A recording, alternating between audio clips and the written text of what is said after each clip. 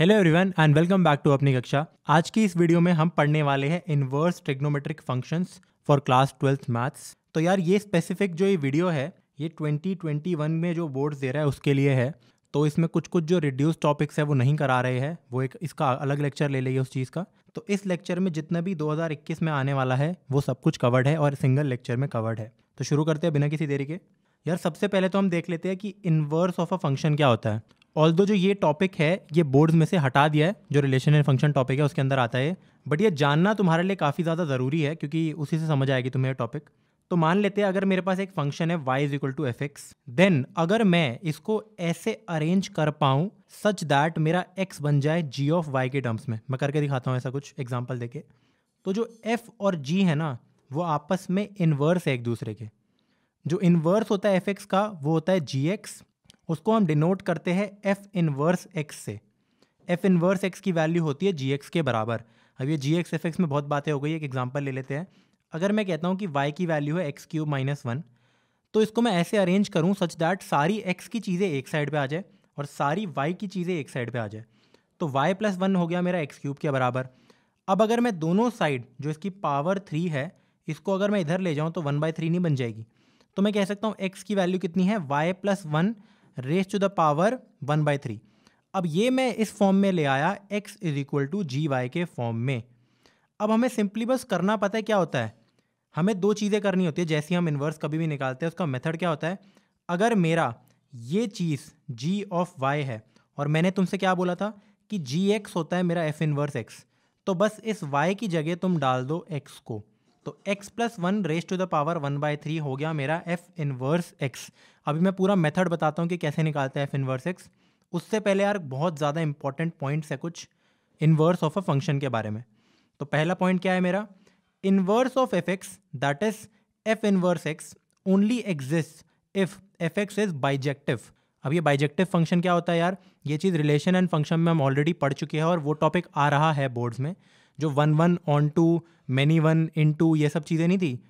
तो जो भी फंक्शन हमारा 1 भी होता है और ऑन टू भी होता है तो हम उस पर्टिकुलर फिनोमिना को बोलते हैं बाइजेक्शन और वो फंक्शन होता है बाइजेक्टिव। तो एफ इनवर्स एक्स सिर्फ तभी और तभी एग्जिस्ट करेगा अगर मेरा एफ एक्स बाइजेक्टिव है।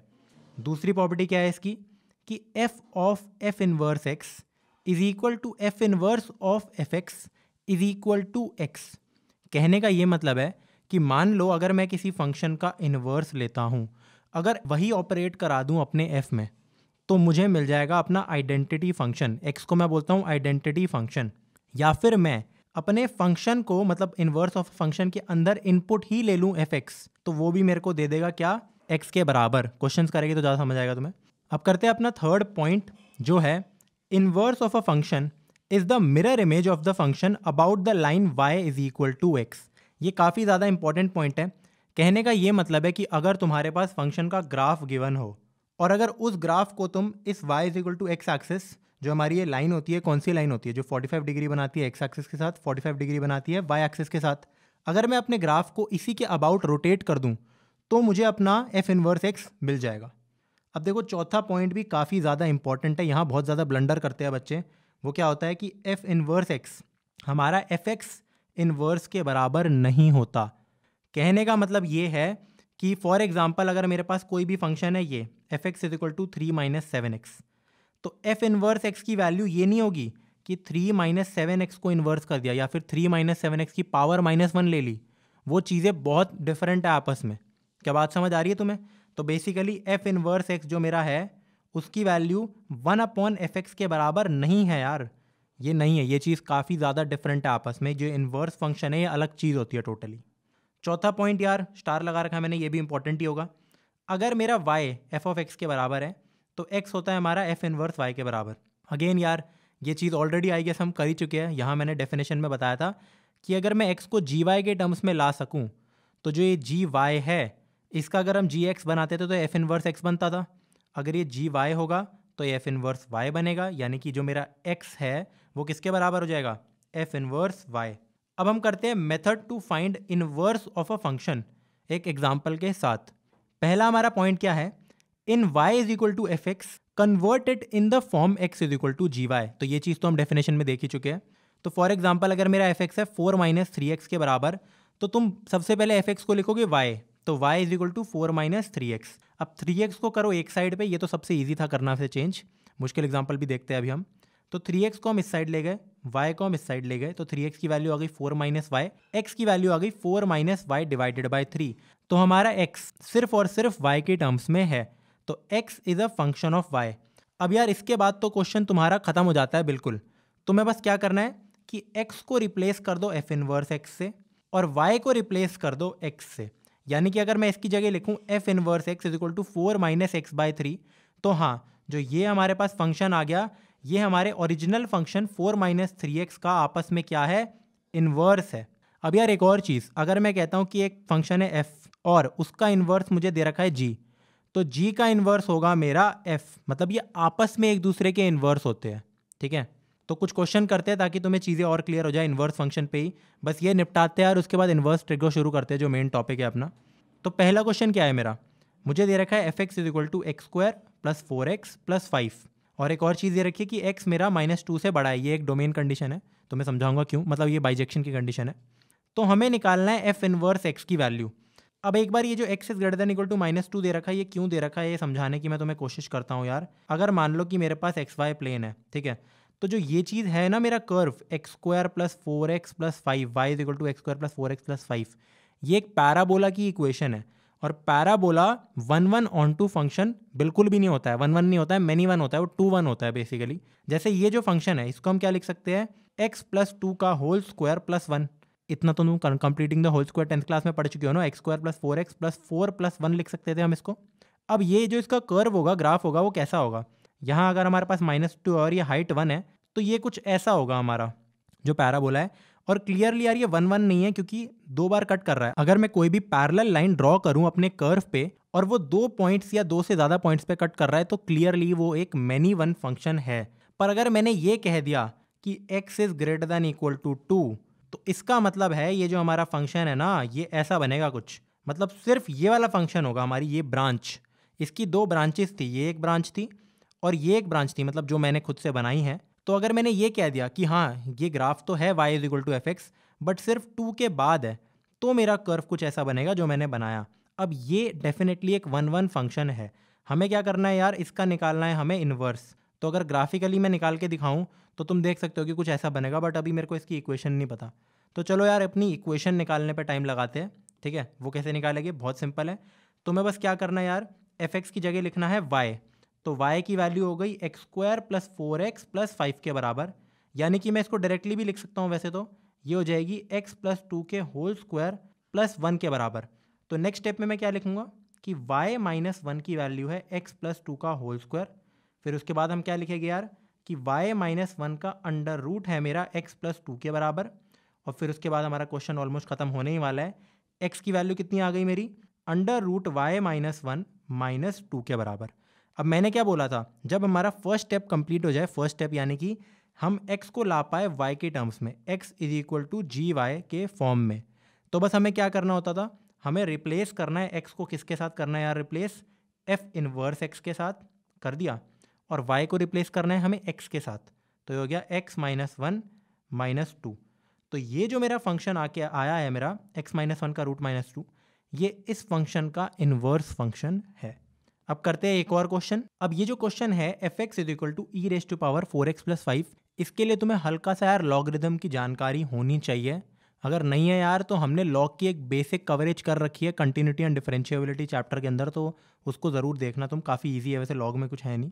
तो करते हैं यार इसको, सबसे पहले लिखते हैं y is equal to e raise to power 4x plus 5, right. तो क्या मैं ये चीज़ लिख सकता हूँ यार कि लॉग ई वाई की वैल्यू हो जाएगी 4x प्लस 5। एक बार एक बेसिक तुम्हें डेफिनेशन दे देता हूँ यार, अगर कभी भी मेरे पास दे रखा हो a raise to power b is equal to x, तो मैं उसको लिख सकता हूँ log x with base a is equal to b। तो जो इसका मतलब मेरा एक्सपोनेंट में बेस था वो log का बेस बन जाता है, जो एक्सपोनेंट में पावर थी वो साइड में आ जाती है, और जो अलग से जो चीज़ थी, मतलब जो मेरा वैल्यू थी, वो हमारे log के अंदर आ जाती है। क्या बात समझ आ रही है? तो मैंने कुछ नहीं किया, मैंने बस क्या लिखा है, मैंने मान लिया e raise to power anything something 4x plus 5 is equal to y, तो इसका मतलब मेरा log y with base e की वैल्यू हो जाएगी 4x प्लस वाई के बराबर, राइट। अब यहाँ से सिर्फ x निकालना तो कोई बड़ी चीज़ है नहीं, मैं लिख सकता हूँ 4x is equal to log y log e y minus 5। तो मैं यहाँ से क्या लिख सकता हूँ कि मेरे x की वैल्यू आ गई 1/4 ऑफ लॉग वाई माइनस 5। मैं ई को इग्नोर कर रहा हूँ यार, मैथ्स में अगर मैं लॉग वाई लिखता हूँ इन जनरल तो उसका बेस ई ही माना जाता है।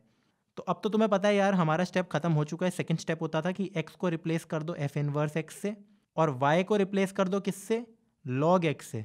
तो मेरा इनवर्स फंक्शन कितना आया जरा बताओ यार, f inverse x is equal to 1/4 log x minus 5 के बराबर। अब एक और एग्जांपल देखते हैं यार, उसके बाद इनवर्स ट्रिग्नोमेट्री पे बढ़ेगी। सबसे पहले तो इसको यार खुद ट्राई करो यार। अभी जो ये क्वेश्चन दे रखा है, मैंने क्या दे रखा है, अगर मेरा f x 4 minus x raise to the power 1/7 के बराबर है तो प्रूफ करो कि f of f inverse x is equal to x। अब ये चीज़ मैं ऑलरेडी तुम्हें प्रॉपर्टीज में बता चुका हूँ। यहाँ देखो, यहाँ था मेरा कि मेरा f of f inverse x is equal to f inverse of f x is equal to x। ये होता है, इसको प्रूफ करना है मेरे को इस क्वेश्चन के लिए। तो कभी भी ऐसे क्वेश्चन आ जाए ना तो तुम्हें सब कुछ निकाल के देखना पड़ेगा। यानी कि तुम्हें सबसे पहले क्या निकालना है यार, f इनवर्स x, उसके बाद उसको पुट कर दो इस f में जो हमें f ऑलरेडी दे रखा है। तो f इनवर्स x निकालते हैं यार बिना किसी देरी के। सबसे पहले एफ एक्स को लिखो y की वैल्यू कितनी आई 4 minus x raise to the power 1/7, right. तो मैं इस 7 पावर को इधर लेकर जा सकता हूँ, यानी कि मैं लिख सकता हूँ y रेज टू पावर 7 की वैल्यू आ गई 4 माइनस एक्स के बराबर। अब मैं इस चीज़ को बहुत बहुत सिंपली लिख सकता हूँ क्योंकि मेरे को x बड़े आराम से मिल गया अलग से। x की वैल्यू मेरी कितनी आ गई, x is equal to 4 minus y raise to the power 7। अब हमें अगला स्टेप हमारा क्या होता था कि x को रिप्लेस कर दो f इनवर्स x के साथ और y को रिप्लेस कर दो x के साथ। तो जो तुम्हें ये चीज़ मिली f inverse x is equal to 4 minus x raise to power 7, ये बेसिकली तुम्हारा f इनवर्स x है। अब इस चीज़ को इसके अंदर डाल दो तो बहुत ज़्यादा सिंपल है, कॉम्पोजिट फंक्शन है यार। ऑल्दो कॉम्पोजिट फंक्शन थोड़े तुम्हारे सिलेबस से हटा दिए गए हैं, बट फिर भी अगर तुम्हें नहीं आता है एक बार इस चीज़ का मैं तुम्हें बताना पड़ेगा मुझे कि कभी भी मैं कहता हूँ कि f ऑफ एफ एक्स या फिर f ऑफ जी एक्स, तो होता क्या है, x की जगह तुमने बस अपने इनपुट को बदला है और fx बना दिया है। यानी कि देखो, अगर मुझे इस क्वेश्चन में जैसे दे रखा है कि मेरा fx की वैल्यू है 4 माइनस, मैं अलग कलर से लिखूंगा तो ताकि तुम्हें समझ आए, 4 minus x raise to the power 1/7। अब ये मेरा क्या है, इधर भी मैं ढंग से लिखता हूँ अलग कलर से, ये मेरा है f ऑफ x। अब बस मैंने क्या किया यार, अगले स्टेप में यहाँ देखो, अगर मैं निकालना चाहता हूँ f of anything else, for example f inverse x, ठीक है, तो तुम खुद बताओ तुम्हारे हिसाब से अगर बेसिक नॉलेज है इतनी तो क्या होना चाहिए, होना क्या चाहिए यार, 4 माइनस, यहाँ पहले अगर x था और इधर x था, तो अब अगर यहाँ f इनवर्स x है तो x की जगह f इनवर्स x नहीं होना चाहिए, तो 4 minus f inverse x, right, raise to the power 1/7, बिल्कुल सही। तो बस अगर तुम्हें ये निकालना है तो तुम कैसे निकालोगे, इसकी वैल्यू आ जाएगी 4 माइनस f इनवर्स x की जगह ये डाल दो 4 minus x 7, right, raise to the power 1/7। तो फिर क्या आ गया तुम्हारा आंसर, अंदर बचा सिर्फ x रेज टू पावर 7, बाहर है 1/7 और आंसर तुम्हारा आ गया x के बराबर। ऑब्वियसली आना ही था यार, ये तो प्रॉपर्टी है ना हमारी, देखो प्रूफ भी हो गई यहाँ पे। तो ये भी काफ़ी इंपॉर्टेंट प्रॉपर्टी है एक। तो इन्वर्स फंक्शन इसी के साथ यार तुम्हारा समाप्त होता है। अगर तुम्हें इन्वर्स ना आता और किसी कॉम्पिटिटिव एग्जाम में तुम्हें इसकी ज़रूरत होती तो यहाँ से भी आई गेस तुम्हें पता तो लग गया होगा इन्वर्स फंक्शन होता क्या है। तो अब बिना किसी देरी के शुरू करते हैं अपने मेन टॉपिक को, जो है इन्वर्स ट्रिग्नोमेट्री। इन्वर्स ट्रिग्नोमेट्री यार स्टार्ट करने से पहले मैं तुम्हें ये बोलूँगा कि 11th क्लास की और 10th क्लास की ट्रिगो तुम्हें आनी चाहिए। मतलब एटलीस्ट कुछ कुछ बेसिक तो आने चाहिए, जैसे sine square plus cos square 1 होता है, जैसे tan is equal to 1 upon cot होता है, या फिर tan is equal to sine upon cos होता है, या फिर sine a plus b, tan a plus b, ये जो फॉर्मूले थे इनमें से कुछ कुछ यानी एटलीस्ट बेसिक फॉर्मूले तो तुम्हें आने चाहिए। मैं ये नहीं कह रहा साइन 3 थीटा का फॉर्मूला याद करो, वो भी आ सकता है वैसे तो, बट थोड़ी बहुत ट्रिगर तुम्हें आनी चाहिए अच्छी खासी, तो अच्छे अपने आप को कॉन्ट्रडिक्ट कर रहा हूँ, मतलब आनी चाहिए, ये बात समझ लो, तभी तुम ये इन्वर्स ट्रिग्नोमेट्री कर पाओगे। शुरू करते हैं यार अपने इन्वर्स ट्रिग्नोमेट्री को कुछ नोटेशंस के साथ। जैसे अगर मेरा function f of x sine x के बराबर है देन f इनवर्स x की वैल्यू होगी साइन इनवर्स x। जैसे मैं ये नहीं कहता था कि अगर मेरा f(x) है फंक्शन तो इसका इन्वर्स फंक्शन होता है f इनवर्स x। तो इन सब में ये नोटेशन होती है कि जो भी मेरे ट्रिग्नोमेट्रिक टी रेशोज है, 6 टी रेशोज होती है ना यार, sine x cos x cot x tan x sec x cosec x, मैंने गलत ऑर्डर में बोल दिया बट समझ जाओ तुम। तो इन सब के इन्वर्स फंक्शन को हम नोट कर किससे डिनोट करते हैं, साइन इनवर्स x से, कॉस इनवर्स x से, टैन इनवर्स x से, बाकी जितने भी है जैसे cosec inverse x and so on. अब यार इसमें एक बहुत ज़्यादा इंपॉर्टेंट चीज़ जो मैं तुम्हें ऑलरेडी बता चुका हूँ, वो चीज़ क्या थी यार मेरी, कि जो मेरा एफ एक्स है, एफ इनवर्स एक्स है, it is not equal to f x raise to the power -1। ये ब्लंडर था, तो ये यहाँ भी कंटिन्यू होता है और सबसे ज़्यादा यही होता है कि मेरा जो साइन इनवर्स एक्स है ना यार, ये बिल्कुल भी बराबर नहीं है sine x raise to power -1 के। यानी कि अगर मैं कह दूं साइन इनवर्स एक्स, तो प्लीज़ गलती से भी इसको 1/sin x मत लिख लेना, गलती हो जाएगी बहुत बड़ी, ठीक है। क्योंकि होता क्या है, हम यूजुअली साइन स्क्वायर एक्स लिख देते हैं। साइन स्क्वायर एक्स का मतलब क्या होता है, साइन एक्स का होल स्क्वायर। अगर मैं लिखता हूँ साइन 6x, तो इसका मतलब भी क्या होता है, साइन एक्स का whole power 6। But sine x -1 में ये केस वैलिड नहीं है, सिर्फ -1 में। तो इस चीज़ को यार काफ़ी ढंग से नोट करो तुम। अब यार you might be thinking how is it even possible that inverse function of trigonometric functions exist. कहने का मतलब यार, मैंने तुम्हें एक चीज़ ये बताई थी कि सिर्फ उन फंक्शंस का इन्वर्स एग्जिस्ट करता है जो हमारे बाइजेक्टिव फंक्शन होते हैं। Inverse only exist if there is a bijection. But जितने भी ये फंक्शन है, sine, cos, tan, cosec, sec, cot, ये सारे मैनी वन फंक्शंस हैं। तुम देख सकते हो यार, अगर मैं graph of y is equal to sine x बनाता हूँ, जो कि मेरा कुछ ऐसा वेव टाइप का ग्राफ होता है, और अगर मैं कोई भी पैरेलल लाइन ड्रॉ करूँ, तो भाई ये तो बहुत सारे पॉइंट्स पे कट कर रहा है। कहने का मतलब, अगर मैं लिखता हूँ y is equal to sine x, तो मैं x की जगह बहुत सारी ऐसी वैल्यूज डाल सकता हूँ जिससे मेरे को आंसर 1 मिल जाए। जैसे साइन π/2 भी 1 होता है, फिर उसके बाद यार ये भी तुम्हारा 1 होता है, जो भी है साइन 5π/2 भी 1 होता है, साइन 9π/2 भी 1 होता है। तो ये तो एक मैनी वन फंक्शन बन गया है ना यार। यानी कि मैनी वन फंक्शन क्या होता है मेरा, अगर मेरे मल्टीपल इनपुट एक आउटपुट पे आते हैं तो उसको हम बोलते हैं मैनी वन फंक्शन। और अगर मेरा हर आउटपुट का अलग कोई वो है, हर इनपुट का अलग आउटपुट है, तो उसको हम कहते हैं 1/1। तो फिर यार ये इन्वर्स ट्रिगो कैसे एग्जिस्ट करेगा, तो इस बार हम देखते हैं कि कैसे करेगा एग्जिस्ट। बना के देखते हैं। हमने बना दिया y is equal to sine x का ग्राफ। याद रखना यार, इस पूरे चैप्टर में डोमेन और range of these inverse trigonometric functions is very very important, ठीक है। जो तुम्हारा ग्राफ्स है, ये टेक्निकली 2021 के बोर्ड्स में नहीं आ रहा है, बट मुझे नहीं पता क्यों हटा रखा है, क्योंकि उसके बिना तो तुम्हें डोमेन रेंज समझ ही नहीं आने वाली। वैसे भी उसके बिना अगर आएगी तो तुम रटोगे उस चीज़ को, तो इसलिए मैं इसके ग्राफ्स करवा रहा हूँ। तो मान लेते हैं ये हमारा फंक्शन है y is equal to sine x. इसकी डोमेन क्या है, x बिलोंग्स टू r। मैं किसी भी नंबर को -इन्फिनिटी से इन्फिनिटी पकड़ सकता हूँ, साइन एक्स के अंदर डाल सकता हूँ, ताकि मेरे को एक फीजेबल आउटपुट मिल जाए। और वो आउटपुट क्या होगा, वो हमेशा -1 से 1 तक होगा। ये बहुत बार मैं बता चुका हूँ कि साइन एक्स और कॉस एक्स की औकात 1 से 1 तक ही होती है, -1 से 1 तक इंक्लूडेड दोनों। तो अगर मैं इसको बाइजेक्टिव फंक्शन बनाना चाहूँ तो क्या मैं बना सकता हूँ? बिल्कुल बना सकता हूँ। याद करो जो हमने ये वाला क्वेश्चन किया था, इसलिए मैंने ये वाला क्वेश्चन कराया था, x² + 4x + 5 वाला। जब मैंने इसका ग्राफ बनाया था कुछ ऐसा था। फिर मैंने बोला कि अगर ये चीज़ हो रही है मेरी, ये मैंने क्यों कराई थी, >= -2 कराने का पर्पस ही ये था कि मेरा सिर्फ पार्ट ऑफ अ फंक्शन बचे, और वो जो पार्ट है वो 1/1 है, राइट। तो अब हम यही करने वाले यार साइन एक्स के साथ भी। हम यहाँ से क्या करेंगे कि मैं इसका कोई पार्ट सेलेक्ट करूँगा, और देखो मैं कौन सा पार्ट सेलेक्ट कर रहा हूँ, -π/2 से लेकर π/2 तक, ठीक है। x इज इक्वल टू -π/2 से लेकर π/2 तक का पार्ट सेलेक्ट कर रहा हूँ। इसको मैंने ब्लू कलर दे दिया, यहाँ अलग कलर दे दिया। अब मुझे ये बताओ, मैंने यही पार्ट क्यों सेलेक्ट किया? ऑब्वियसली यार रीज़न नंबर 1 तो ये है कि ये 1/1 है। अगर मैं सिर्फ इस पार्ट की बात करूँ तो ऐसा कोई भी 2 इनपुट्स नहीं है जो मेरे को सेम आउटपुट दे रहे हो, तो ये 1/1 फंक्शन में है। बट यार ऐसे तो मैं दूसरा ये वाला भी ले सकता था। अगर मैं सिर्फ ये लेता, ये भी 1/1 है। अगर मैं सिर्फ ये लेता, ये भी 1/1 है। बिल्कुल सही यार, ले सकते हैं। बट यार अब ये चीज़ तो मतलब वैसी हो गई ना कि 2 + 2 4 क्यों होता है, ठीक है। तो ये चीज़ ऐसा है कि ये पहले से डिफाइंड है, प्री डिफाइंड चीज़ है कि ये हमारी प्रिंसिपल वैल्यूज़ है, मतलब कि मैं यहाँ से लेकर यहाँ तक ही मानता हूँ, -π/2 से लेकर π/2 तक। अब यार ये मत कंफ्यूज होना इस चीज़ से कि मैंने साइन एक्स का पीरियड उठा के लिखा है। पीरियड उसका होता है 2π के बराबर, जैसे ये होता है पूरा पीरियड। बट ये जो फंक्शन है ये 1/1 नहीं होता, जो मैंने अभी उठाया है वो 1/1 फंक्शन है। तो मैंने बस क्या किया यार, ये जो ब्लू पार्ट है इसको मैं क्या लिखूंगा अलग से, इट इज़ साइन एक्स। बस जो मेरा x है ना, वो पहले बिलोंग्स टू r था, अब वो है बिलोंग्स टू -π/2 से लेकर π/2 तक। रेंज मेरी सेम है, -1 से 1 तक जा रहा है, इसलिए मैंने यही वाला पार्ट उठाया है। Range, entire range is covered, ठीक है। अब अगर मैं क्या करूं, सिर्फ इस पार्ट की क्योंकि हम बात कर रहे हैं, तो ऑरेंज वाले पार्ट को तो भाई हटा देते हैं सबसे पहले। ये जो ब्लू वाला ग्राफ है, ये है मेरा कितना, y is equal to sine x इस चीज़ में, और ये एक 1/1 फंक्शन है। तो इसका इन्वर्स कैसे निकाले? मैंने तुम्हें डेफिनेशन में एक चीज़ बताई थी कि अगर मैं अपने फंक्शन को हमारी जो प्यारी सी लाइन है y is equal to x, इसके अबाउट फ्लिप करा दूं तो मुझे अपना इन्वर्स फंक्शन मिल जाएगा। तो मैंने वही सेम टू सेम काम किया है। जो मेरा ये नया रेड ग्राफ है, ये बेसिकली क्या है, इस ब्लू ग्राफ को मैंने फ्लिप कर दिया अपनी y is equal to x axis के अबाउट।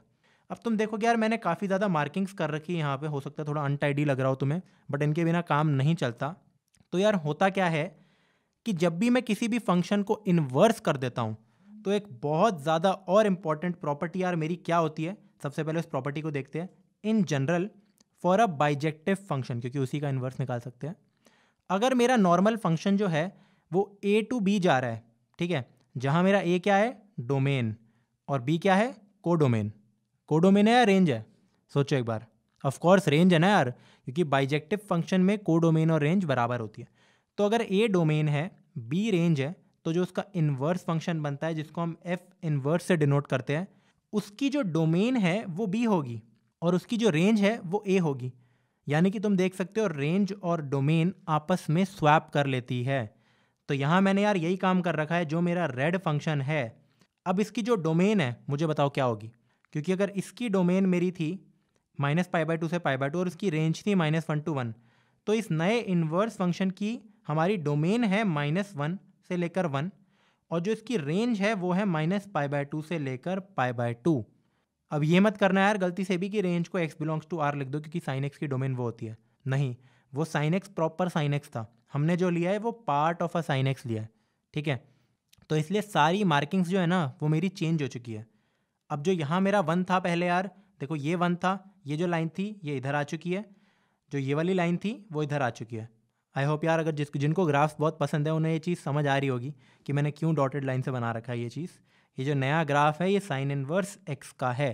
तो ठीक है, ये जो डोमेन और रेंज मैंने लिखा यार, अब तुम इसे याद करो या इस डेरिवेशन को याद करो या इसे रटो, कुछ भी करो, बस ये चीज़ें तुम्हें पेपर में याद रहनी चाहिए कि जो मेरी डोमेन है वो -1 से 1 होती है और जो मेरी रेंज है वो -π/2 से π/2 होती है। किसकी? साइन इनवर्स x की। अब देखते हैं यार एक आध क्वेश्चन को देखते हैं। तो हमारा पहला क्वेश्चन क्या है, find the value of sine inverse 1/2। अब तुम बोलोगे यार सीधा क्वेश्चन दे दिया, कुछ बताया नहीं सॉल्व कैसे करना है कैसे नहीं करना, तो तभी तो मैंने क्वेश्चन दिया ही है।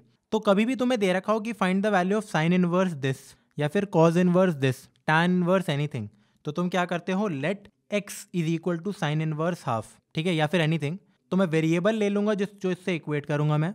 फिर मैं क्या करता हूं कि साइन ऑफ x की वैल्यू हो जाएगी मेरी हाफ। अब तुम बोलोगे ये कैसे हुआ, तो ये पॉइंट भी मैं तुम्हें ऑलरेडी बता चुका था, एक बार देखते हैं यार इस पॉइंट को, मैंने स्टार मार्क भी लगाया था डेफिनेटली। हाँ, अगर मेरा y f ऑफ x के बराबर है तो x होता है f इनवर्स y के बराबर, ठीक है। तो अगर मेरा यहाँ पे ये चीज़ x मेरा साइन इनवर्स के बराबर है, साइन इनवर्स एनीथिंग के बराबर, मैं इसको ये लिख सकता हूँ x मेरा कुछ f इनवर्स ऑफ समथिंग के बराबर है, तो f ऑफ x की वैल्यू वो चीज़ हो जाएगी। समझ आ रहा है? तो साइन x की वैल्यू हो गई हाफ। अब मुझे बताओ हाफ कब होता है, मतलब साइन की कौन सी वैल्यू हाफ देती है, 30 डिग्रीज। तो साइन π/6 हो गया मेरा साइन x के बराबर, तो x की वैल्यू आ गई मेरी π/6 के बराबर। अब तुम बोलोगे यार 5π/6 भी तो होता है 1/2, मतलब साइन 150 डिग्रीज भी 1/2 होता है, ऐसे तो बतेरी वैल्यूज होती है। बट यार हम उस चीज़ को नहीं लेने वाले, हम सिर्फ वो वैल्यू लेंगे, क्योंकि मैंने क्या माना है कि x की वैल्यू है साइन इनवर्स हाफ और एट दी एंड मुझे x ही निकालना था ना, मुझे साइन इनवर्स हाफ की वैल्यू ही तो निकालनी थी। तो जो ये वैल्यू होगी ना, हम सिर्फ वही वैल्यू लेंगे जो -π/2 से लेकर π/2 तक लाई करेगी। Very very important. ऐसा क्यों? क्योंकि इसकी रेंज यही है, साइन इनवर्स ऑफ एनीथिंग की रेंज है -π/2 से लेकर π/2 तक, तो वो उसको एक्सीड भी नहीं कर सकती और ना ही उसको पीछे से कर सकती है एक्सीड, ठीक है। अब करते हैं दूसरा क्वेश्चन यार, ये तुम्हारे सामने ही सॉल्व करते हैं। हमें निकालना है साइन इनवर्स 1 - √3/2√2। ये कहीं वैल्यू तुमने देखी है? अगर तुमने 11th की ट्रिगो थोड़ी सी भी सीरियसली ली होती तो तुम्हें पता होता कि √3 - 1/2√2 कौन सी वैल्यू होती है। अभी मैंने माइनस में ये ले लिया है, ठीक है। तो मुझे ये पता है कि साइन 15 होता है, साइन 15 होता है मेरा √3 - 1/2√2 और साइन 75 होता है √3 + 1/2√2 और कॉस 15 होता है √3 + 1/2√2, कॉस 75 होता है √3 - 1/2√2। पर यार ये तो नेगेटिव में है, तो कोई बात नहीं यार, नेगेटिव होने में क्या हो गया, इसको फिर भी लेट कर लो कि इसकी वैल्यू x के बराबर।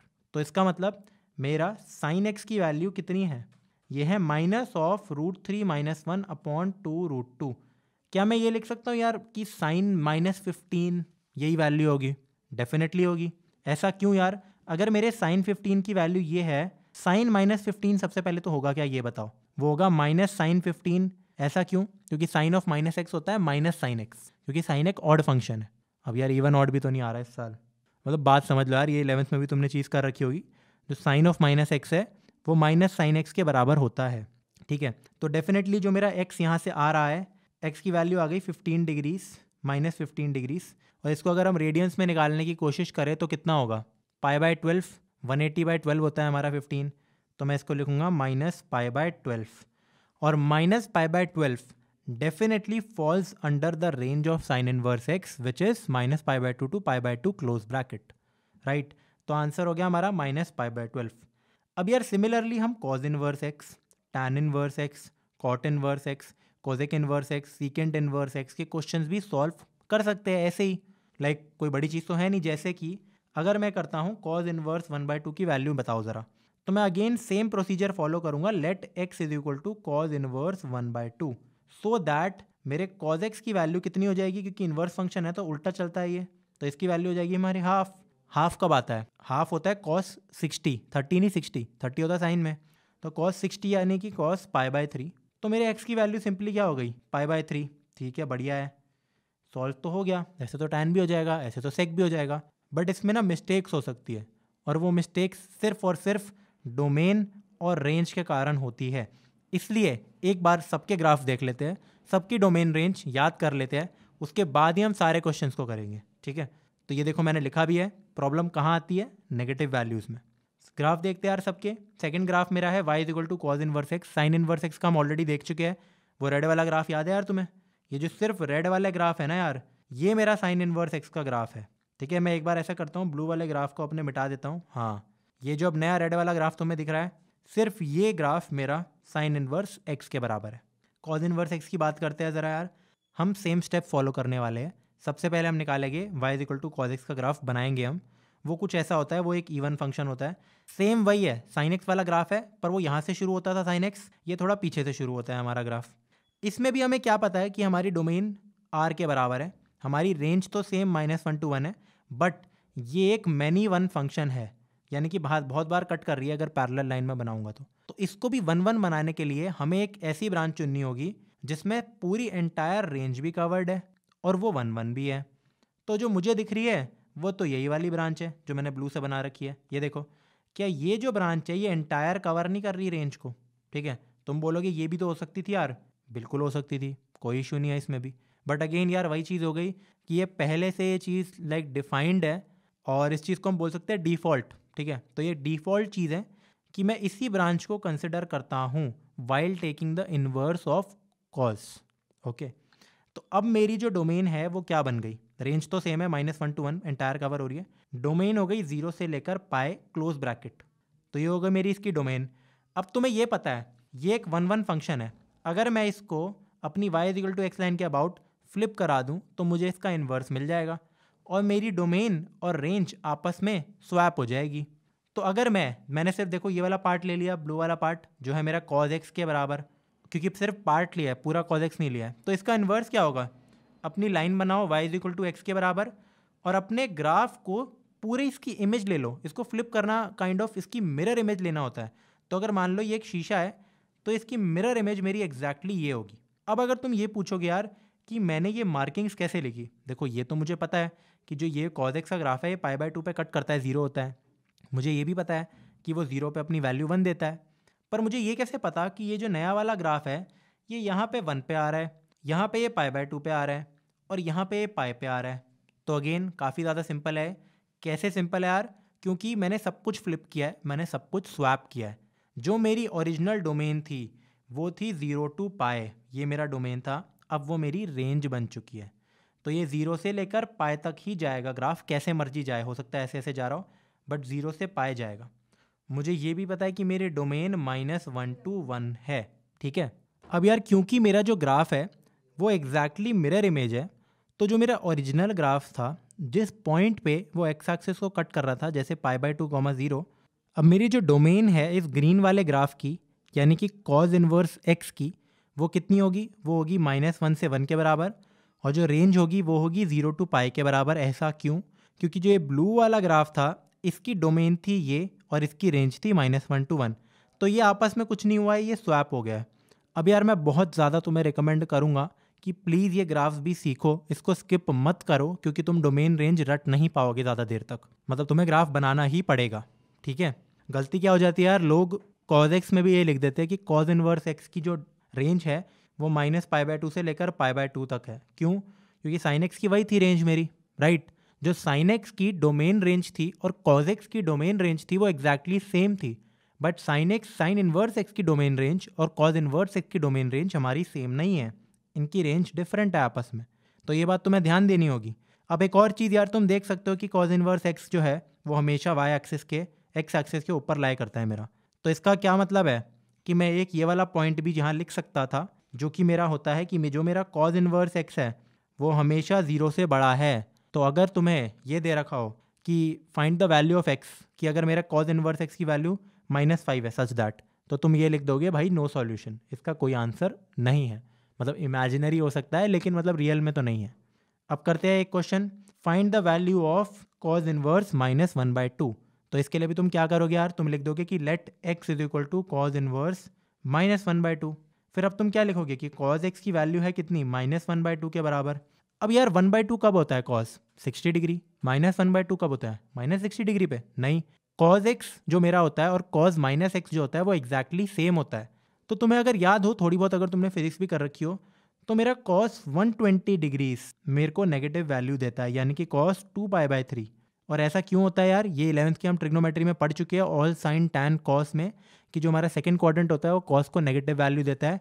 तो जो मैं कहता हूँ कि cos of pi minus theta की वैल्यू माइनस कॉस थीटा के बराबर होती है, राइट। तो कॉस 2π/3 ये है, तो मेरे एक्स की वैल्यू कितनी हो गई?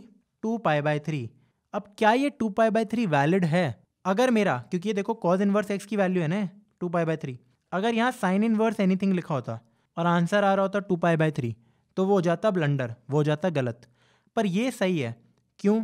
क्योंकि जो भी cos इनवर्स x की वैल्यू है वो 0 से लेकर पाई के बीच में आनी चाहिए, और ये वैल्यू डेफिनेटली पाई में तो है 100%। बट साइन इनवर्स x के केस में हमारे पास यार अलग सीन होता है, उसमें हमारी वैल्यूज -π/2 से लेकर π/2 तक होती है। cos इनवर्स x का हमारा ग्राफ कुछ ऐसा होता है, ठीक है। आपस में ये भी सिमेट्रिकल टाइप से है, सिमेट्रिकल ही है, ठीक है। अब हम देखते हैं y is equal to tan inverse x का ग्राफ। उससे पहले वही सेम स्टेप्स अपनाने यार हमें फिर से। y is equal to tan x का ग्राफ बनाओ।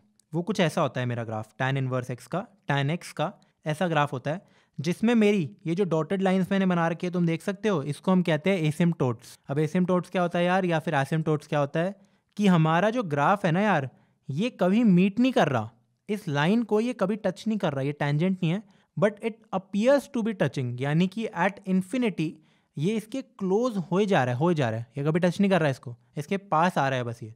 सिमिलरली ये भी एक एसिम्पटोट है।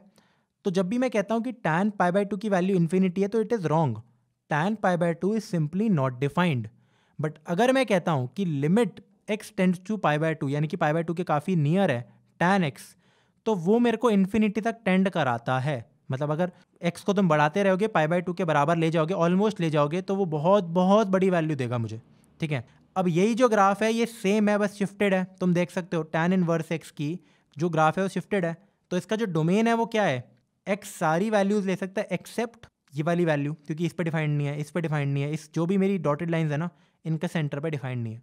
ये कौन सी वैल्यूज है, π/2, 3π/2, 5π/2, -π/2, यानी कि कोई भी ऑड नंबर इंटू π/2 और उसका प्लस माइनस ले लो, तो इसको हम लिख सकते हैं कि x belongs to r -2n-1/2 pi. तो मैंने ये लिखा है 2n-1 इंटू π/2 लिखना चाहिए था मेरे को ये, क्योंकि मैंने बोला एनी ऑड नंबर इंटू π/2, और कोई भी odd number is of the form 2n-1, right. अगर मैं सिर्फ n लिख देता तो मेरा काम नहीं चलता, क्योंकि अगर मान लो मैं लिखता n π/2, तो इसमें n की जगह 2 डालो, बन गया पाई, और पाई पे तो डिफाइंड है, ठीक है। मेरी रेंज है -इन्फिनिटी से लेकर इन्फिनिटी, क्योंकि कोई भी वैल्यू मेरे को मिल सकती है tan x से।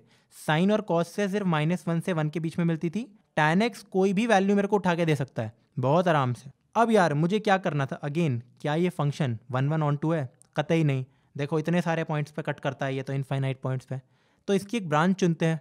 अब यार इसमें तो तुम्हें सोचने की ज़रूरत ही नहीं है। साइन एक्स में तो बार बार सोच रहे थे अरे कौन सी ब्रांच ले, ये ऊपर वाली ले या नीचे वाली ले। ये देखो मैं फिर से दिखाता हूँ तुम्हें साइन एक्स। तो इसमें तो तुम बहस कर सकते थे ना यार, मैंने ये वाली वैल्यू क्यों नहीं ली, ये दोनों आपस में डिफरेंट है। तुम cos x में भी बहस कर सकते थे कि भाई मैंने ये लेनी थी, मुझे वैल्यू मुझे ये लेनी थी। tan में तो डिबेट ही नहीं यार कोई।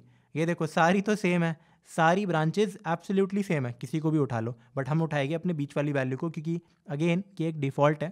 तो -π/2 से लेकर π/2 तक अगर मैं tan x को लूँ, यानी कि मैं डोमेन लूँ -π/2 से π/2 open bracket, remember this, open bracket not close bracket, इन दोनों पॉइंट्स पे डिफाइन नहीं है tan x, तो जो मेरा y is equal to tan x है ये 1 और ऑन टू दोनों बन जाता है। ये सिर्फ ब्लू वाला ग्राफ। अब इसका हमें क्या लेना है यार, इनवर्स। बहुत सिंपल, इसका तो बहुत सुंदर डायग्राम है यार। अगर मैं अपने इस ब्लू ग्राफ को y is equal to tan x का ग्राफ को अपनी y is equal to x line इसके अबाउट मिरर इमेज ले लूँ इसकी, तो कुछ ऐसा बनेगा ना यार ग्राफ। ये देखो जो मेरा ग्राफ था ये ग्राफ बन जाएगा कुछ ये। अब मैंने तुम बोलोगे आगे तक एक्सटेंड क्यों कर रखा है यार, ये तो इसका नहीं लग रहा है इमेज, ये तो साइज़ में भी बड़ा है। एक्चुअली यार ये भी आगे तक एक्सटेंडेड है, ये देखो। वो तो मैं इस पेपर पे y एक्सिस को मतलब इन्फाइनाइट दिखा नहीं सकता ना, जा तो ये इन्फिनिटी तक रहा है, ये देखो, इसलिए मैंने ये लिखा है। तो क्योंकि मैंने इस बार अपनी x एक्सिस को बड़ा दिखाया है, तो ये जो मेरी चीज़ है ये आगे तक जाते रहती है इन्फिनिटी तक, रुकती नहीं है। और क्योंकि यहाँ मेरा जो π/2 था पॉइंट, ये मेरा एसिम्पटोट था, मतलब जो मेरी line x is equal to π/2 थी, ये डॉटेड लाइन, ये मेरी एक एसिम्पटोट थी। तो यहाँ मेरी line y is equal to π/2, सब कुछ बदल रहा है, सब कुछ चेंज हो रहा है, रिवर्स हो रहा है, मिरर हो रहा है y is equal to x line के कारण। तो वो लाइन मेरी बन जाएगी अब नई एसिम्पटोट किसकी, tan इनवर्स x की। तो जो ये ग्रीन वाला ग्राफ है ये है tan इनवर्स x का। बात करते हैं इंपॉर्टेंट चीज़ों की, डोमेन और रेंज की। डोमेन क्या होगी tan इनवर्स x की, यहाँ से tan x को उठाओ इस ब्लू वाले को, इसकी रेंज को ढूंढो। इसकी रेंज क्या है यार, इसकी रेंज दिख रही है तुम्हें, हाँ, -इन्फिनिटी से लेकर इन्फिनिटी तक। तो इसकी डोमेन कितनी हो जाएगी, -इन्फिनिटी से इन्फिनिटी। अब tan x की डोमेन देखो, वो है -π/2 से π/2। वैसे तो r होती है, मतलब r नहीं होती, r माइनस वो होती है ये, बट हम सिर्फ इस ब्रांच की बात कर रहे हैं। तो -π/2 से π/2, तो इस फंक्शन की रेंज होगी -π/2 से लेकर π/2। देखो अगर तुम्हें ग्राफ पढ़ने आते हैं, वेल एंड गुड, तुम्हें समझ आ रहा होगा -π/2 से π/2 जा रहा है, तुम्हें समझ आ रहा होगा x जा रहा है r तक। अगर तुम्हें ये दोनों चीज़ें ये ना भी पता होता, इसकी डोमेन और रेंज, तो इस ग्रीन ग्राफ से तुम्हें दिख रहा है कि मैं x की कोई भी वैल्यू ले सकता हूँ नंबर लाइन पे, और जो रेंज है वो मेरी कैप्ड है इस और इसके बीच में, लाइक इसके बाहर कुछ नहीं है, इसके बाहर भी कुछ नहीं है। तो ये हो गया मेरा tan inverse x, right. Similarly cot inverse x, cosec inverse x, secant inverse x के ग्राफ्स भी ऐसे ही होते हैं। अब मैं ज़्यादा यार टाइम वेस्ट नहीं करूँगा तुम्हारा उनकी डेरिवेशन कराने में, क्योंकि वो थोड़ी सी लेंदी हो सकती है, ठीक है। तो मैं सीधा इन तीनों के ग्राफ बना देता हूँ और इनकी डोमेन और रेंज लिख देता हूँ, तुम्हें हो जाएगा सब कुछ क्लियर एज इन तुम्हें याद करनी है ये सारी चीज़ें। तो जो मेरा कॉट इनवर्स x होता है वो कुछ ऐसा होता है जो तुम्हें दिख रहा हो। अगेन यार अगर तुम्हें क्लियर ना हो रहा हो तो अपना सिर्फ कॉट इनवर्स x का मेरा ग्राफ ऐसा होता है कुछ, ठीक है। तो मैंने कुछ नहीं किया है, मैंने इसके अबाउट ये देखो इसकी क्या ले लिया, मिरर इमेज, दिख रहा है। अगेन यार जो मेरा होता था ये क्या कहते हैं इसको, सेक इनवर्स x। तो सबसे पहले तो सेक x का ग्राफ, क्या तुम लोगों को याद है सेक x का ग्राफ? अगर याद नहीं है ना यार तो तुम्हें बना के दिखाता हूँ, उससे सारी चीज़ें ना तुम्हें क्लियर होना शुरू हो जाएगी। ये देखो यार जो मेरा cos x का ग्राफ होता था वो कैसा होता था। सबसे पहले तो cos x के ग्राफ को बनाते हैं। अब मैं यार सारे ग्राफ्स को ना डॉटेड बना रहा हूँ ताकि तुम्हें सारी चीज़ें ढंग से समझ आ जाए, ठीक है। अब मैंने क्या किया, इस जगह मैं लाइन ये वाली भी मार रहा हूँ, जैसे π/2 पे मार रहा हूँ, फिर 3π/2 पे मार रहा हूँ, समझ आ रहा है, जहाँ भी x एक्सिस को कट कर रहा है मेरा ग्राफ। जो कॉजेक इनवर्स x होता था, अगर तुम उसका ग्राफ कभी भी भूल जाते हो, जैसे मैं भूल जाता हूँ कई बार, तो वो ऐसे बनाते हैं। जो तुम्हारा एक cos x वाला ग्राफ है ना, ये है y is equal to cos inverse x। Sec x का ग्राफ क्या होता है मेरा, ऐसा, लाइक इस पे एग्जैक्टली टच करो, ठीक है। और ये जो लाइंस है मेरी, ये डॉटेड लाइंस है, ये मेरी बन जाएगी एसिम्पटोट्स। अगेन यार इस चीज़ के लिए यहाँ ऐसे टच करो इसको, ये ग्राफ है मेरा, फिर मेरी ये ब्रांच है, राइट, फिर मेरी ये वाली ब्रांच होगी। क्या समझ आ रहा है? ये जो ब्लू ग्राफ है ये होता है मेरा सेक एक्स का ग्राफ, ठीक है। तो अगर मेरे पास सेक एक्स का ग्राफ है जो मुझे चाहिए था, ये देखो सेक एक्स का ग्राफ है ना मेरे पास, तो वो भी मैं डॉटेड से बना देता हूँ एक बार, डॉटेड लाइन से मेरा बन गया सेक एक्स का ग्राफ। तो इसमें से सेक एक्स में से मुझे कुछ पार्ट उठाना पड़ेगा ना ताकि वो 1/1 बन जाए। अभी तो ये मैनी वन है, तो मैं उठाता हूँ यार अपना ये वाला पार्ट जो मैं कर रहा हूँ हाईलाइट। ये जो पार्ट है मैंने इसको उठा लिया, ये हो गया मेरा y is equal to sec x, x belongs to 0, x belongs from 0 to what is this pi, और क्लोज ब्रैकेट। और उसमें से पाई बाय 2 को तुम एक्सक्लूड कर दो। अब मुझे लेना है इसका क्या, मुझे y is equal to x से इसका मिरर इमेज लेनी है। तो वो मिरर इमेज मेरी कैसी बनेगी यार, वो मेरी जो मिरर इमेज है वो कुछ बनेगी तुम्हारी ऐसी, ये देखो ये पार्ट ऐसे बनता है तुम्हारा इसका, और ये पार्ट तुम्हारा ऐसा बनता है जैसा कि मैंने बना रखा है यहाँ पे। ये बन गया यार तुम्हारा, ये है तुम्हारा सेक इनवर्स एक्स का ग्राफ। काफ़ी ज़्यादा बेहतरीन ग्राफ है। तो इसके लिए अगेन मैंने मार्किंग्स बना रही है इंपॉर्टेंट। वो जाता है 1 से लेकर यहाँ तक, मतलब इसकी जो रेंज है वो क्या है यार, 0 से लेकर पाए तक है रेंज। ये ना यार थोड़ा थोड़ा जो भी तुम्हारे tan inverse sec inverse x है ना, इसको अपने कॉज इनवर्स एक्स जैसा देखने की कोशिश करो। जो उसकी डोमेन थी वो क्या थी, उसकी डोमेन मेरी कितनी थी कॉज इनवर्स एक्स की, ज़रा देखते हैं यार एक बार, उसकी रेंज देखते हैं कॉज इनवर्स एक्स की। कॉज इनवर्स एक्स की मेरी रेंज थी 0 से लेकर पाए तक। तो जो मेरा सेक इनवर्स एक्स है ना यार, वो भी कुछ कुछ वैसा ही जा रहा है, 0 से लेकर पाए। ये पॉइंट है मेरा किसके बराबर, पाए के बराबर है। तो ये 0 से पाए तक जा रहा है, बट इसमें बीच वाला एक पॉइंट है पाई बाय 2, वो इंक्लूडेड नहीं है, दैट्स इट। और जो मेरी डोमेन भी है कॉज इनवर्स एक्स में, तो सिंपल यार ये होती है, ऐसा ग्राफ बनता है कॉज इनवर्स एक्स का, एग्जैक्टली ये ग्राफ है, ठीक है। और तुम देख सकते होगे अगर मैं कॉज इनवर्स एक्स के ग्राफ को इसके साथ जोड़ दूं तो मुझे एक कॉन्टिन्यूस फंक्शन मिल जाता है, ठीक है। ये काफ़ी इंटरेस्टिंग है। तो फिर जो भी है उससे उस पॉइंट पे नहीं जाते अभी हम ये देखते हैं कि जो मेरा कॉज एक्स का ग्राफ था, कॉज इनवर्स एक्स का, उसकी जो डोमेन थी वो -1 से 1 थी। तो जो मेरे सेक इनवर्स एक्स की डोमेन है वो कितनी है, सारी की सारी एक्सेप्ट -1 to 1। ये काफ़ी ज़्यादा इंटरेस्टिंग है। अगेन जो मेरी डोमेन है वो है x बिलोंग्स टू r -1 से लेकर 1, मतलब पूरी डोमेन और उसमें से कॉज इनवर्स एक्स की डोमेन हटा दो, राइट। भाई यार सेम काम हमारा होता है इसके साथ। जो मेरा है क्या है, ये कॉजेक इनवर्स एक्स का ग्राफ है, ये है मेरा कॉजेक इनवर्स एक्स का ग्राफ जो नंबर 5 पे है। यहाँ मैं लिख भी देता हूँ, y is equal to cosec inverse x, right.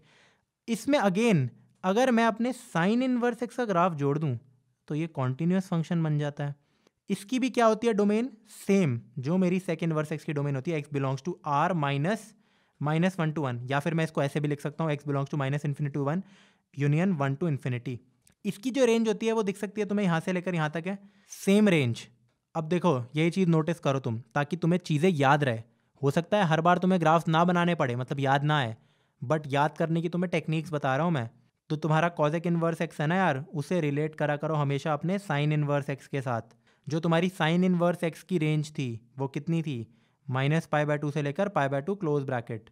इसकी रेंज क्या है, सेम टू सेम, बस ये कभी 0 के बराबर नहीं हो सकता। मेरा कॉजेक इनवर्स एक्स कभी 0 के बराबर नहीं हो सकता, तो -0 कर दिया। और जो इसकी डोमेन होगी, डोमेन क्या होगी मेरी, जो भी डोमेन साइन इनवर्स एक्स की थी, R में से उसको हटा दो। सेम काम हमने सेक इनवर्स एक्स के साथ किया है। जो भी डोमेन मेरी कॉज इनवर्स एक्स की थी, R में से उसको हटा दो, और रेंज बिल्कुल सेम है except 1 value which is π/2। Okay, अब ये जो हमारा कॉट इनवर्स एक्स है ये कुछ ऐसा है, जो हमारा टैन इनवर्स एक्स था वो कुछ ऐसा था। इनमें तो यार ज़्यादा कुछ रिलेशन है नहीं, बस ये काफ़ी लाइक सुंदर सा डायग्राम बन रहा है। टैन इनवर्स एक्स है, ये कॉट इनवर्स एक्स है, तो ऐसे ही याद कर लो इसको। तो ये तो काफ़ी सिंपल सा उल्टा एस बना रखा है या जो भी है। ये cot inverse x π/2 π0। Domain is what, entire x axis, यानी कि x बिलोंग्स टू r, और रेंज है 0 to π ओपन ब्रैकेट, राइट। तो इसी के साथ हमारे सारे ग्राफ्स होते हैं समाप्त, सारे इन्वर्स ट्रिग्नोमेट्रिक, सारी 6 रेशोज़ के। एक बार फिर से देख लेते हैं, मैंने साफ साफ लिखा है शब्दों में। अब ग्राफ याद हो ना हो, डोमेन रेंज आना बहुत ज़रूरी है। हमारा फंक्शन टेबल बना रखी है मैंने, डोमेन और रेंज। साइन एक्स की डोमेन -1 to 1, रेंज -π/2 से लेकर π/2 तक, साइन इनवर्स एक्स है, ठीक है। कॉज इनवर्स एक्स की डोमेन -1 to 1 और range 0 to π। Tan inverse x की डोमेन R और उसकी रेंज -π/2 से लेकर π/2। कॉजेक इनवर्स एक्स की डोमेन कितनी थी, याद है तुम्हें, R में से साइन इनवर्स एक्स की डोमेन को हटा दो।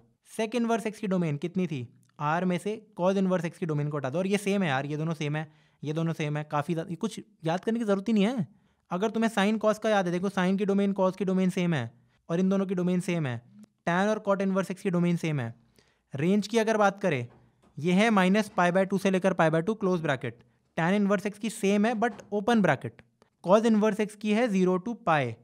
सेक इनवर्स एक्स की सेम 0 to π, बस उसमें से π/2 को हटा दिया, ठीक है।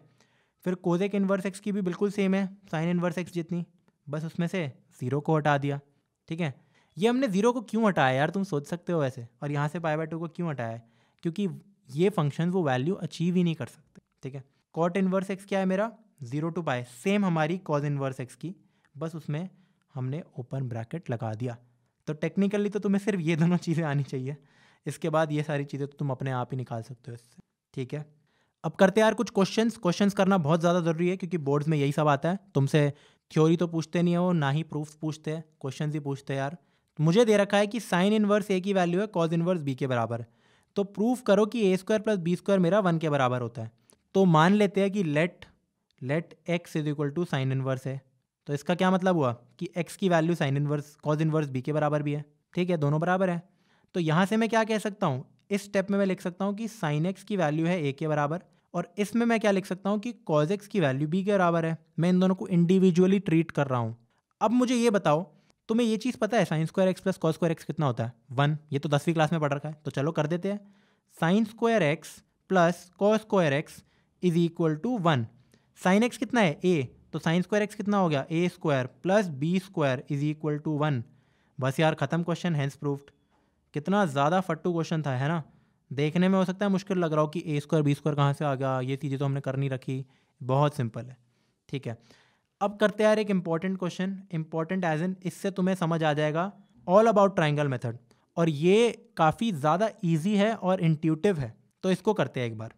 क्वेश्चन में क्या दे रखा है, sine inverse 4/5 is equal to cos inverse x is equal to tan inverse y is equal to cosec inverse z is equal to sec inverse alpha is equal to cot inverse beta, then find the value of x y z alpha beta. तो ये सारी चीज़ें निकालनी है भाई साहब। तो तुम्हें समझ आ रहा है क्वेश्चन किस टाइप का है। अगर मुझे एक इनवर्स ट्रिग्नोमेट्रिक रेशो दे रखी है, तो उसको मैं दूसरी इनवर्स ट्रिग्नोमेट्रिक रेशो में कैसे कन्वर्ट करूं।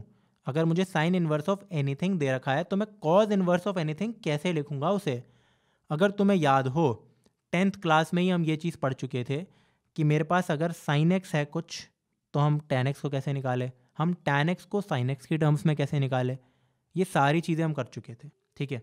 तो हम सेम चीज़ अब करेंगे इस तरीके से। कैसे करना होता है देखते हैं एक बार। तो जो भी तुम्हें रेशो दे रखी हो ना, उसको ऐसे लिखो, जैसे साइन इनवर्स 4/5 को लिख दो थीटा, लेट मतलब कोई भी वेरिएबल ले रहा हूँ मैं। तो इससे तुम क्या कह सकते हो कि साइन थीटा की वैल्यू कितनी आ रही है भाई, वो आ रही है मेरी 4/5 के बराबर। तो बाकी रेशियोज यार तुम कैसे निकालोगे, एक बार सोचो, मेरे को बताओ यार। तो तुम बनाओगे यार एक ट्राइंगल, ताकि चीज़ें हो जाए तुम्हारे लिए बहुत ज़्यादा सिंपल, जिसमें तुम मान लेते हो कि ये जो एंगल है तुम्हारा, ये जो मैंने बनाया है यहाँ पे, ये एंगल है मेरा थीटा के बराबर। अगर मेरा साइन थीटा 4/5 है, इसका मतलब परपेंडिकुलर अपॉन हाइपोटेन्यूज। अब तुम्हें पता है कि पाइथागोरन ट्रिपलेट तुम 7th क्लास में पढ़ चुके हो, तो ये लेंथ तो पक्का 3 होनी ही होनी है। तो अब ज़रा मुझे ये बताओ कि इस ट्राइंगल में से क्या मैं कॉस थीटा निकाल सकता हूँ। हाँ भाई बिल्कुल निकाल सकता हूँ। कॉस थीटा की वैल्यू कितनी हो जाएगी मेरी, बताओ ज़रा। वो हो जाएगी 3/5। तो मैं ये कह सकता हूँ यहाँ से अगर मैं इसका उल्टा ले लूँ, यानी कि अगर मेरा कॉस थीटा 3/5 है, तो थीटा हो जाएगा कॉस इनवर्स ऑफ 3/5। यार यही तो मतलब होता है। अगर मुझे साइन थीटा 4/5 दे रखा हो, तो इसका मतलब साइन इनवर्स ऑफ 4/5 होगा थीटा। तो यहाँ मैंने उल्टा चीज़ किया, कॉस थीटा निकाला, थीटा की वैल्यू निकाल दी कॉस इनवर्स 3/5। अब ये सारी चीज़ें आपस में ये भी बराबर थी, तो अगर ये मेरा थीटा के बराबर था, तो कॉस इनवर्स एक्स भी थीटा था। तो कॉस इनवर्स वॉट, एक्स की वैल्यू कितनी आई, 3/5। तो मैं ये लिख सकता हूँ कि यहाँ से मेरी एक्स की वैल्यू आ गई 3/5। सिमिलरली क्या मैं टैन निकाल सकता हूँ, बहुत आराम से। इस ट्राइंगल में से टैन थीटा की ज़रा मेरे को वैल्यू बताओ, परपेंडिकुलर अपॉन बेस। तो थीटा की वैल्यू कितनी हो गई टैन इनवर्स के रिस्पेक्ट में, टैन इनवर्स 4/3। तो मेरे y की वैल्यू कितनी हो गई यहाँ से, ये हो गई मेरी y की वैल्यू 4/3। तो मेरा क्या निकल गया यार, y की वैल्यू निकल गई 4/3। सिमिलरली क्या तुम z, अल्फा और बीटा निकाल सकते हो, ऑफ कोर्स। अब तुम खुद निकालोगे ये चीज़, बहुत सिंपल है यार। कॉसेक इनवर्स क्या होता है, हाइपोटेन्यूज अपॉन परपेंडिकुलर, 5/4, तो इसकी वैल्यू होगी 5/4। बाकी अब तुम खुद करना, सब कुछ बता दूंगा तो क्या ही बचेगा। तो गाइस अब हम करते हैं अपने इनवर्स ट्रिग्नोमेट्री का बिल्कुल लास्ट जो हमारा पार्ट है, जो 2021 बोर्ड्स के मिले हैं, मतलब बाकी भी है, तो उसका हम लास्ट चीज़ करते हैं, जो कि है प्रॉपर्टीज़।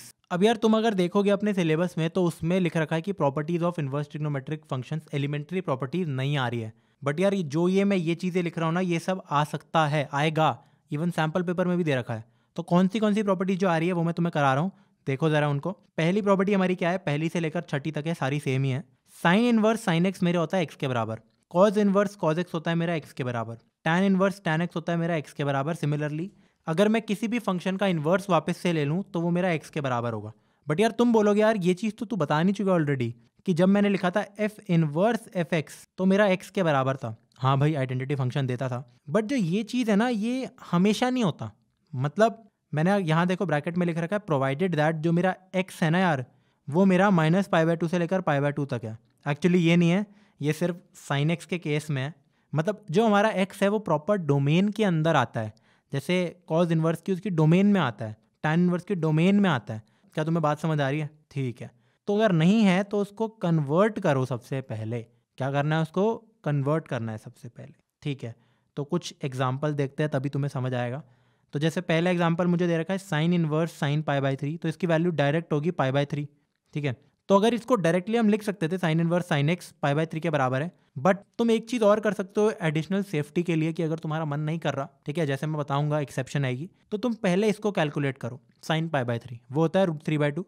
अब साइन इनवर्स √3/2 होता है π/3 के बराबर, ये तुम्हें पता है ना। कैसे? इसको लेट कर लो एक्स के बराबर, ताकि साइन एक्स हो जाएगा मेरा √3/2 एंड सो ऑन। तो इसका ना यार एक बार हम प्रूव कर लेते हैं एक, कि ऐसा क्यों होता है कि साइन इनवर्स साइन एक्स हमारा एक्स के बराबर होता है। तो इसका प्रूफ देख लेते हैं एक बार। मान लेते हैं, मैंने क्या मान लिया, लेट इसकी वैल्यू है टी के बराबर, मुझे एक्स प्रूफ करना है। तो अगर मेरा sign inverse of anything T के बराबर है तो इसका क्या मतलब हुआ, साइन ऑफ टी जो दूसरी वैल्यू है उसकी वैल्यू बना हो जाएगी साइन ऑफ एक्स के बराबर। और यहाँ से तुम आराम से कह सकते हो कि जो मेरा टी है वो एक्स के बराबर होगा। बट क्या मेरा टी हमेशा एक्स के बराबर होगा? ज़रूरी थोड़ा ना यार। ये चीज़ तो तुमने 11th में पढ़ी थी अपनी प्रिंसिपल वैल्यूज़ वाले उस पर, कि कभी भी मेरा अगर साइन एक्स साइन अल्फा के बराबर होता है तो एक्स की वैल्यू होती है -1/n प्लस माइनस जो भी तुम्हारा अल्फा वाली वो चीज़ होती है, राइट। ये वाली चीज़ भी होती थी।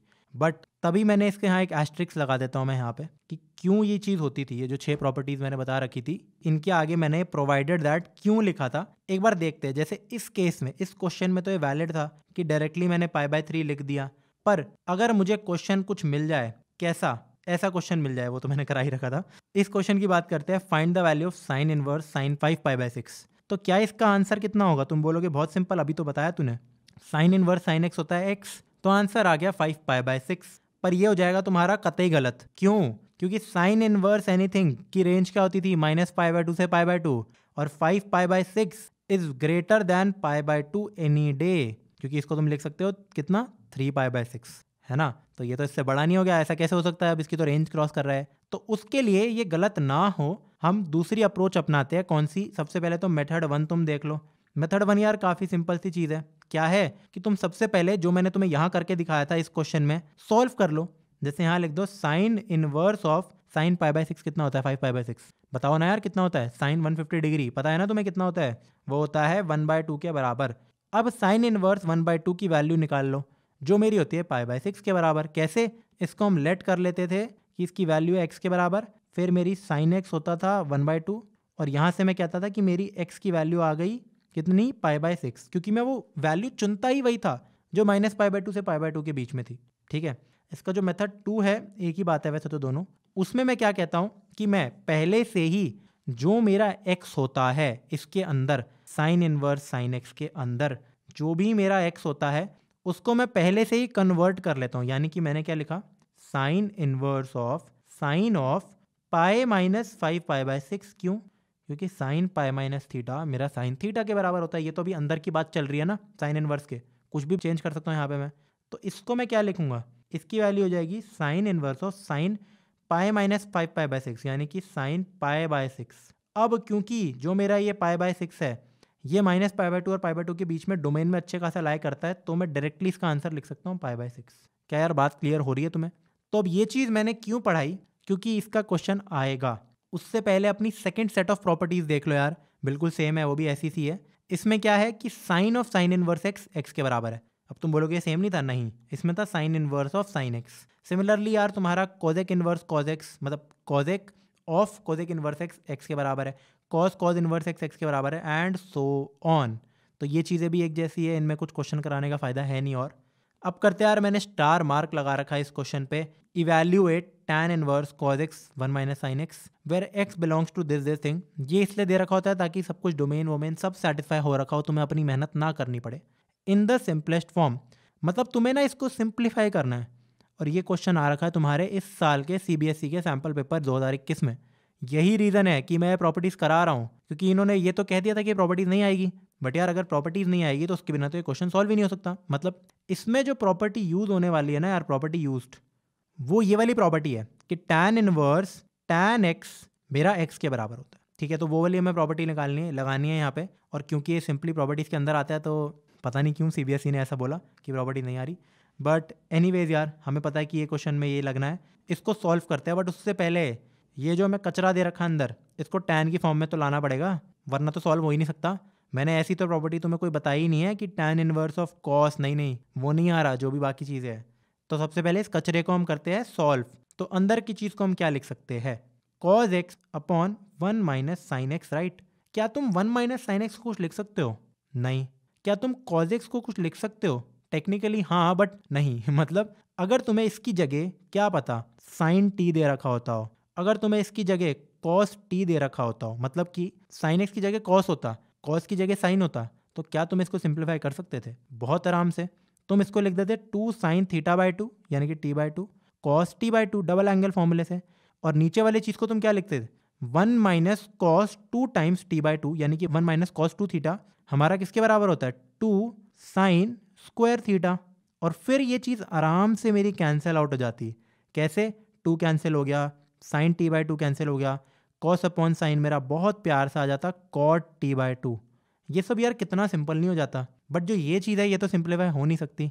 तो अगर नहीं हो सकती तो इसको इस फॉर्म में ले आओ ना, क्या कोई बड़ी बात है? नहीं, बहुत ज़्यादा सिंपल है। कैसे?